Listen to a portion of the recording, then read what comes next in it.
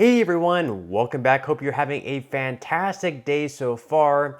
So with inflation continuing to rise and continuing to be an issue for all Americans and pretty much worldwide, we do have some good news in today's video as a certain group of Social Security beneficiaries are expected to receive their increase next month in the month of December. So we're going to be covering that news piece.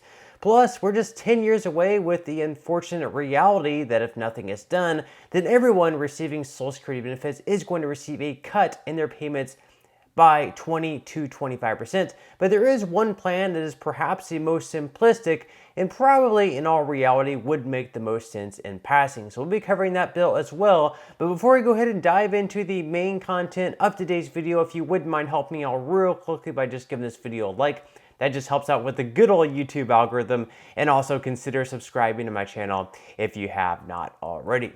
Okay, so today of course marks Black Friday, which means a lot of people will be going out to stores and participating in the craziness. Perhaps a lot of people will just be staying in their own comfort of their own homes, shopping online, trying to take advantage of the deals. But then we're also going to have a large chunk of Americans perhaps not even participating at all because inflation has hit pretty much all of our wallets and we may not have a lot of disposable income. Of course, a lot of Americans might just be using credit cards, going further in debt. The pressure of the holiday season, people want to get ahead of Christmas shopping. Let me know what your thoughts are in the comment section below. Are you going to try to get ahead of your holiday shopping for the upcoming month for Christmas? Or are you just going to be sitting out and just trying to enjoy time with family and not really doing as much as far as gifts and things go with pretty much inflation and everything hitting our wallets very hard as far as the economy goes. But first off, I do hope that everyone had a good Thanksgiving yesterday. I did not upload, did not work a whole lot yesterday. I just spent valuable time with family, so had a good time myself. Hope you guys did as well. Let me know in the comment section below if you had any plans for Thanksgiving, what you all got into. But according to AP News here, it actually is a dim reality that a lot of retailers are ready to kick off Black Friday just as shoppers are pulling back on spending. Can't really blame them.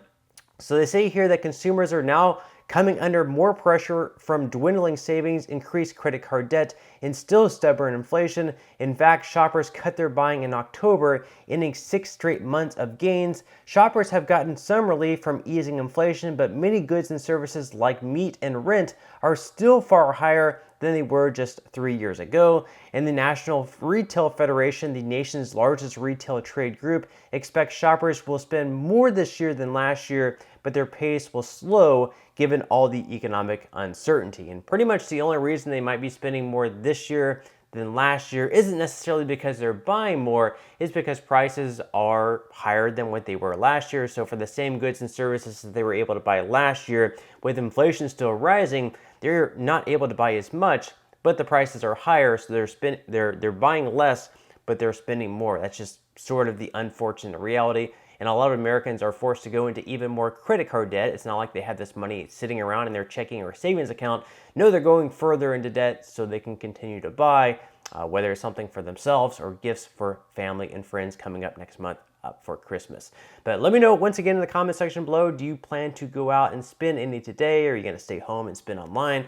Or are you going to sit out completely on this Black Friday? Now, and some good news, of course, with inflation rising, Social Security beneficiaries have been pretty much all year receiving the same amount other than the 8.7% increase. Now, thanks in part to the cost of living adjustment, most Social Security beneficiaries are going to receive their increased payments by 3.2% next month, or I guess in a couple of months in January of 2024. But there's one group of Social Security beneficiaries who are going to be receiving their payments a little bit earlier next month in December. So according to Newsweek, this is why Americans' Social Security payments will be higher in December. So they say that the cost of living adjustment related to Social Security is set to go up for millions of Americans in 2024, but a certain number of retirees will see the increased payments arrive in December. The Social Security Administration has said that Social Security and supplemental security income benefits for more than 71 million Americans will shoot up by 3.2% in 2024, an increase that was instituted in light of a rise in inflation. So you can see the payment schedule up on the screen there for 2023. If we skip ahead through December, normal payments as usual. So on December 1st, that's going to be the first payment for SSI beneficiaries. That payment is going to be exactly the same as it has been all year long. Then on December 13th, there's going to be payments going out to those born between the 1st and the 10th of any given month. Then on December 20th, there's going to be some more payments going out. Those payments are going to be going to those with birthdays falling between the 11th and 20th of any given month. And then finally on December 27th, there's going to be the last round of payments going out to retirees. Those payments are going to be going to those with birthdays falling between the 21st and 31st of any given month. And this is where the wild card comes in, because on December 29th, that's going to be the second payment that SSI beneficiaries are going to be receiving in December. And the wild card for that payment is the fact that those payments are actually going to be 3.2% higher. So that's where they're going to finally receive their increase that they have been lacking all year long, with inflation continuing to rise. So once again, that payment on December 29th for SSI beneficiaries is going to be 3.2% higher. And that's actually just your January payment coming a little bit earlier, because normally you would be receiving your payment on the 1st of every month, as you have all year long, and as you have receiving SSI benefits. But since January 1st is obviously a holiday, you're just going to be getting your payment just a little bit earlier there on Friday, December 29th.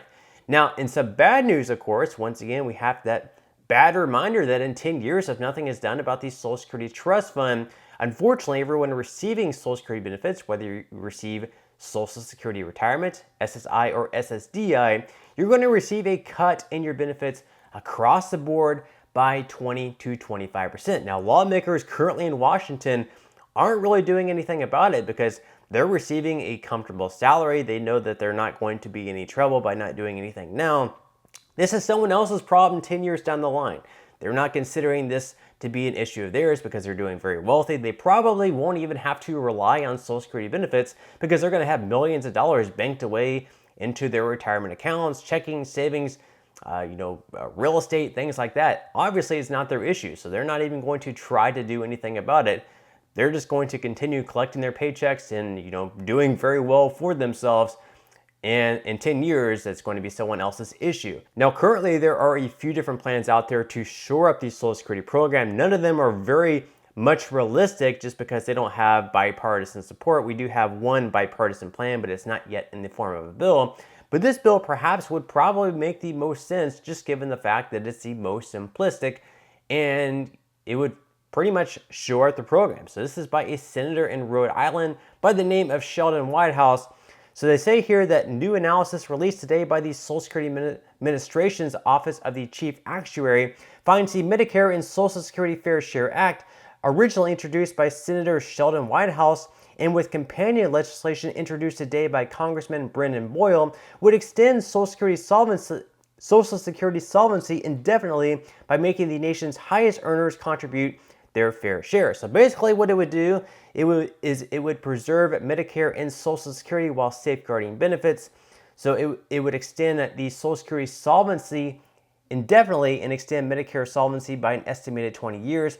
It would do so by requiring taxpayers with over $400,000 in income to contribute a fair share to Social Security. So anyone with earnings above $400,000 per year would once again have to pay into the trust fund with their income, just like everyone else right now, earning below $160,200 per year. And it would also require taxpayers with incomes above $400,000 to contribute more to Medicare and close a loophole in the law that favors high earners as proposed by President Biden. So basically, this bill would not affect anyone earning below $400,000 per year. It would just affect those earning above $400,000 per year, where they would have to pay an additional 6.2 to 12.4% in tax to the Social Security Trust Fund. And by doing so, this would shore up the Social Security solvency issue. And in addition to that, I really think that probably high earners are people who have a lot of net wealth. Someone who has maybe $10 million or more, or maybe even lower than that, maybe $2 million or more stashed away in their retirement accounts, perhaps they should not be eligible to receive Social Security benefits, because it was pretty much a program set up to make sure that people in their retirement years are not going to be starving or on the streets. They have enough money sitting around there to take care that they're not living in poverty. And someone who has, let's say, like $10 million sitting around their retirement account, they probably don't need an additional $5,000 sent to them in the form of Social Security. But let me know what your thoughts are on that below. But really, this bill is probably the most simplistic. It doesn't do a whole lot, but what it does do is ensures that Social Security retirees, SSI, and SSDI beneficiaries do not receive a benefit cut of 20 to 25%. But once again, let me know what your thoughts are in the comment section below. But that's all we have for today's video. I certainly hope that you enjoyed and found value out of it. If you did, again, I would greatly appreciate if you could give this video a like. Consider subscribing to my channel if you have not already, and I will see you in the next video.